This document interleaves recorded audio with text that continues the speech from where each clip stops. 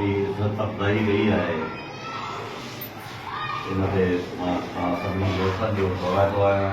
तव्हां सभिनी दोस्तनि जो शुक्रिया अदा कयां त तव्हांजी वॾी वॾी महिरबानी, तव्हांजे पुलिस जी, तव्हांजे सिक जी, तव्हांजे ख़ूब जी, तव्हांजी इन मोहबत जी, तव्हांजो इहो तव्हांजे हिन मोहबत जो ज़िंदगी वारो मक़सदु ज़रूरु कयो। ज़िंदगीअ में जे लाहनि चाढ़नि में इंतिहाई तलख़ तजुर्बात मां गुज़रंदो रहियो आहियां, गुज़रंदो रहां थो।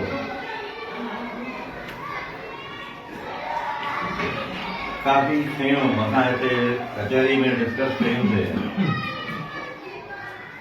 इन्हनि शयुनि ते असांजी इलेक्शन हिकिड़ी थी, मां तफ़सील इन जे करे थो अचां त असांजे न्यू टीचर्स खे काफ़ी ख़बर न आहे, काफ़ी सीनियर्स खे बि मथां ख़बर न हुजे, सीनियर्स खे ख़बर हुजे बि त असां वटि जेको तनज़ीम में क़यादत जो जेको फुक़दान पैदा थियो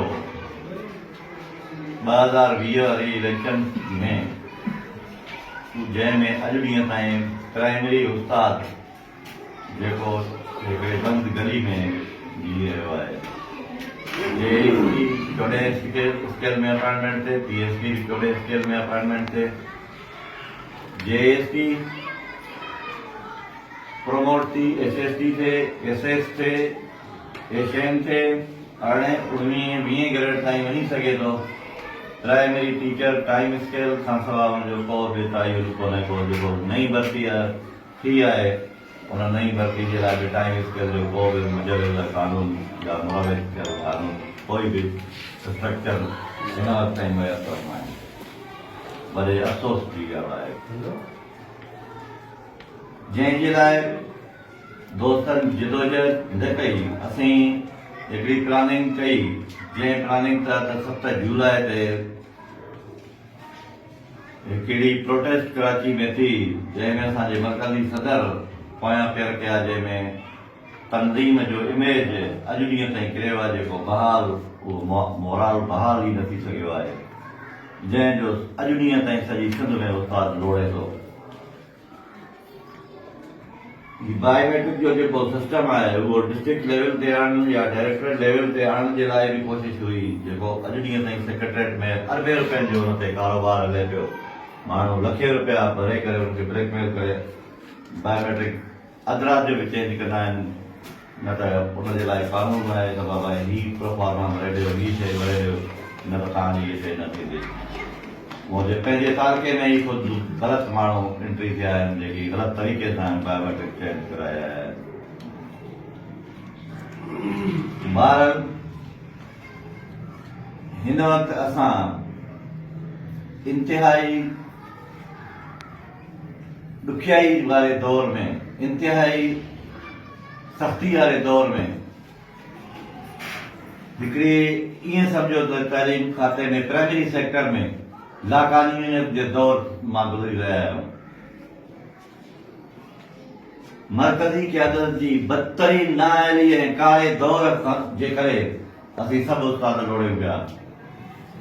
इन जो नतीजो इहो आहे त अॼु ॾींहं ताईं तव्हांजो सर्विस स्ट्रक्चर तव्हांखे न मिलियो आहे। अपग्रेडेशन आहे, अपग्रेडेशन कंडीशनल थी आहे, जेको अॼु ॾींहं ताईं कंहिं बि डिपार्टमेंट में उहो एजुकेशन जो तव्हांजो जेकी पटेवाला हुआ, लोअर स्टाफ अपग्रेड ॿिए ग्रेड में थियो त बि हुन लाइ को कानून कंडीशनल कोन हुयो। उनखां पोइ तव्हां क्लरिकल स्टाफ खे वठंदव त उहो उनजे लाइ बि का कंडीशन कोन हुई, त उहे जनरल अपग्रेड थींदा आया आहिनि हर डिपार्टमेंट में।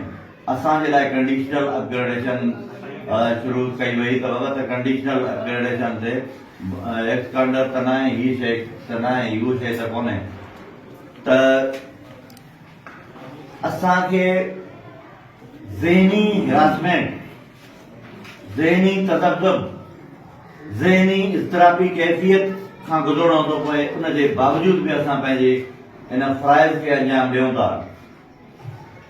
हिते त तव्हां शहर में अञा बि सही तरीक़े सां वेठा हो त जेकी मूंखे ॿाहिराड़ी में जेकी शिकायतूं आहिनि, जेकी ॿाहिराड़ीअ में उस्तादनि जे मसइलनि खे असां फेस करण जे लाइ जेकी असांखे महिनत करणी पवंदी आहे त उते उन्हनि उस्तादनि सां जेतिरी विद्यार्थियूं उते उन्हनि खे फर्नीचर कोन्हे। जॾहिं त 80 करोड़ जो फर्नीचर हुयो, उहो फर्नीचर असांजे हिन डायरेक्टरेट मां किथे वियो, किॾे वियो?